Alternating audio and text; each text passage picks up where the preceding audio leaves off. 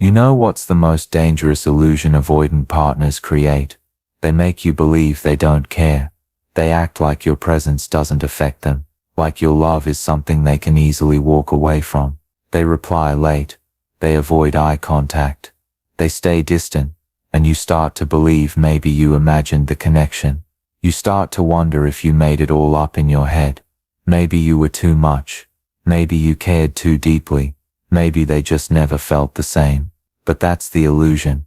That's the dangerous part. Because their silence, it's not peace.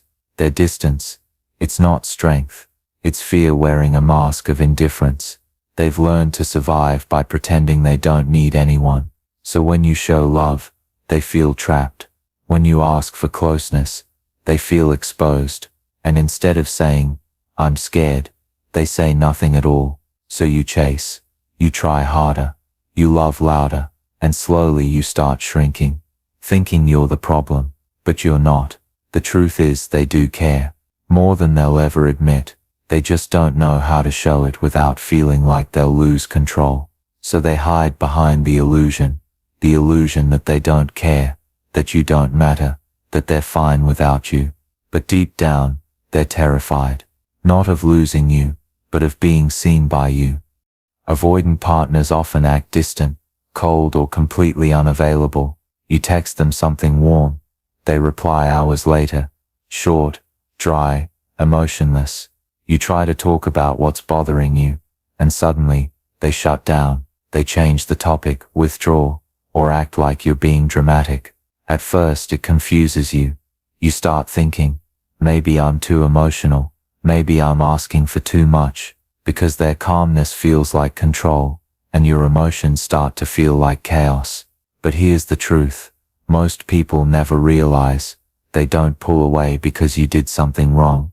They pull away because closeness feels unsafe for them. To you, love means connection, presence, talking things through. To them, love starts to feel like pressure, like a storm building up inside. The moment things get too real, too vulnerable, they panic. Not because they don't care, but because their nervous system reads intimacy as danger. They've learned that being open equals getting hurt, that needing someone equals losing control. So they build walls, not to keep you out, but to keep themselves from feeling too much. You might see it as rejection, but for them, it's survival. And that's where the illusion deepens. Because the more distant they get, the harder you try to reach them, and the harder you try, the more they pull away. It becomes a silent dance, one person chasing, the other running, one craving closeness, the other gasping for space, and both end up exhausted, misunderstood, heartbroken. But once you understand this, you stop taking their distance personally. You realize, it's not about you being too much, it's about them not knowing how to feel safe in love. Because love doesn't scare you, but to them, love is the fear. The illusion is this. They make you believe you're the problem. When they pull away, you start questioning yourself. What did I do wrong? Did I say too much? Am I too sensitive? And while you drown in self-doubt, they stay silent. They withdraw. You chase. They go cold. You start burning. They stop talking. You start overthinking. And without realizing it, you step right into their illusion, the one they've been creating since the beginning. It's not that they planned it. It's not some evil strategy. It's a pattern, one that protects them and destroys you. Because the moment you start chasing, the balance shifts. You give, they take. You explain, they detach. You open your heart wider, and they build a higher wall, until one day, you wake up feeling invisible in a relationship you've worked so hard to keep alive. That's the dangerous trick. They condition you to believe that their distance is your fault. You start apologizing for your emotions. You start lowering your needs just to keep the peace. You silence your own voice, because you're afraid they'll leave if you speak your truth. And slowly something breaks inside you. You stop recognizing yourself. You start walking on eggshells around someone you love, just to avoid triggering their withdrawal. You call it love, but it's not love anymore. It's survival. This illusion feeds on your empathy. Because you care enough to fix it, You love enough to try again and again, and they, trapped in their own fear, let you carry all the emotional weight, until you begin to believe you're too much. But you were never too much. You were just giving your heart to someone who mistook love for danger, and that's the cruelest illusion of all. Avoidants aren't evil. They're scared. Scared of being seen. Scared of being needed.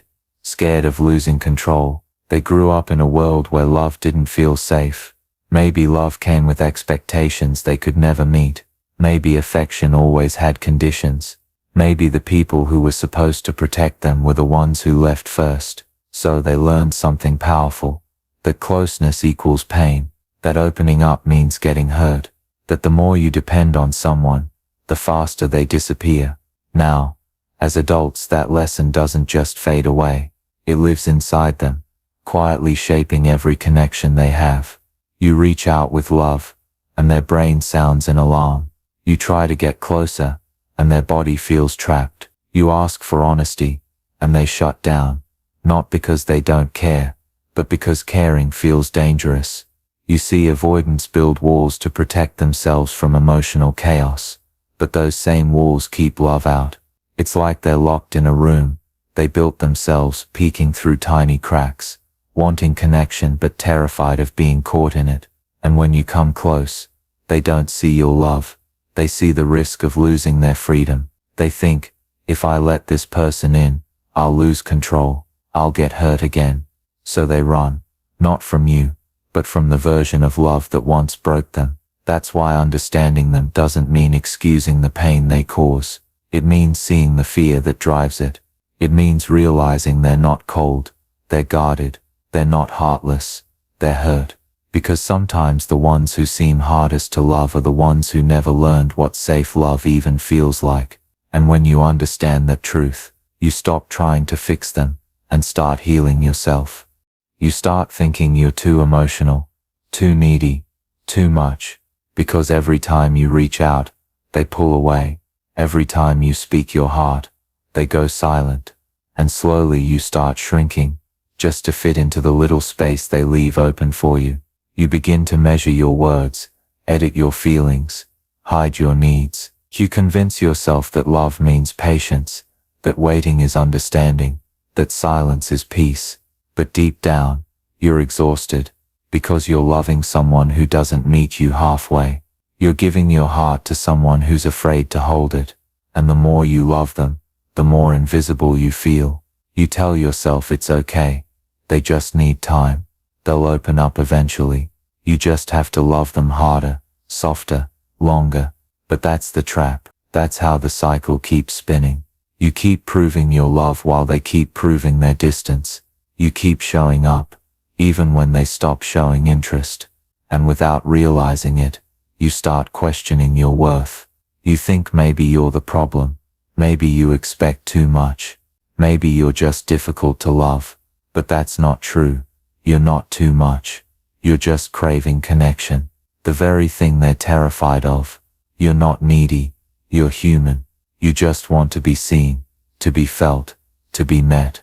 And when you don't get that, you start twisting yourself into shapes that aren't yours, just to be enough for someone who was never ready to receive you. The cruel irony. You blame yourself for reacting to the emptiness they created. You take responsibility for the distance they built, and you call it love. But real love doesn't make you question your worth. It reminds you of it. Once you see the illusion, everything changes. You stop chasing. You stop begging for crumbs of attention. You stop confusing their silence with peace. You realize, love was never meant to feel like waiting outside a locked door. You were never supposed to beg for something that should have been freely given. You were just taught to call it love because that's what pain had started to look like. For the first time, you pause. You take a deep breath. And instead of asking, why don't they love me the way I love them? You ask, why am I accepting love that makes me feel small? That's the break point. The moment when you see through the fog. When you stop trying to decode mixed signals and start listening to your own silence. You begin to understand that their distance was never a reflection of your worth. It was a reflection of their fear. You stop over-explaining yourself to people committed to misunderstanding you. You stop over-giving to people who confuse love with control. You stop running after someone who only feels safe when you're far away. And in that moment, something powerful happens. You come home to yourself. You start realizing that peace doesn't come from fixing them. It comes from freeing yourself. That healing isn't about making them love you back. It's about remembering that you were lovable even before they showed up. Because when you finally stop chasing, the silence that once scared you starts to feel like freedom. And the love you were trying so hard to find in them, you start finding it inside you. That's where your power lives. That's where the healing begins. Not when they change, but when you decide you deserve more than almost love. Next time they pull away, don't chase. Pause. Breathe. Remind yourself this silence isn't rejection. It's their fear talking. You don't have to prove your worth by running after someone who's hiding from their own emotions. You don't have to fix what you didn't break. You don't have to beg for connection from someone who mistakes closeness for danger. Instead, take that moment and come back to yourself. Feel the ache. Don't run from it, because that ache is not weakness. It's proof that your heart still knows how to care. But now, it's time to give that care back to you. When they disappear, don't fill the silence with panic. Fill it with presence. Go for a walk. Write what you feel. Talk to someone who listens without judgment. Breathe until the noise in your head quiets down enough for you to hear your own truth again. You'll realize something powerful. You never needed their validation to feel whole. Their approval didn't define your value. Their attention didn't give you meaning. You gave them love, and they couldn't hold it. That doesn't mean you were too much. It just means they weren't ready. So let them go with grace. Let them learn in their silence what you discovered in your healing. That love doesn't thrive in distance. It thrives in safety. And the next time your heart starts to ache for someone's presence, remind yourself, you are not hard to love. You just needed someone brave enough to stay. Until that person comes, be that brave one for yourself. Choose calm over chaos. Choose peace over proving. Choose yourself.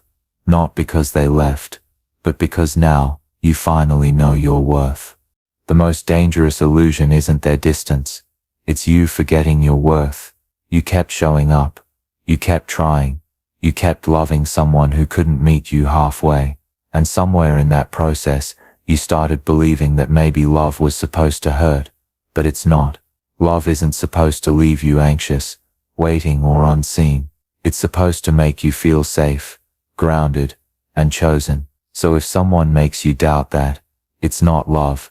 It's confusion dressed as connection. Don't let anyone make you believe you're too much for love. Because the truth is, you were just giving your heart to someone who couldn't hold it. Your sensitivity isn't a weakness. It's your strength. Your desire for closeness isn't neediness. It's human. And your capacity to love deeply isn't the problem. It's your superpower. One day, someone will look at you and see what the avoidant couldn't. That your depth isn't dangerous. It's divine. That your softness isn't a burden. It's beauty. That your heart, even after being hurt, still knows how to love. And that's rare. So don't chase love that runs. Don't beg for attention that's inconsistent. Don't settle for almost. You are not too much. You are exactly enough. For the right person, for the right love, and for yourself. If these words hit home, share them. Because someone out there needs to hear this today. And remember, your healing starts the moment you stop trying to prove your worth, and start remembering it.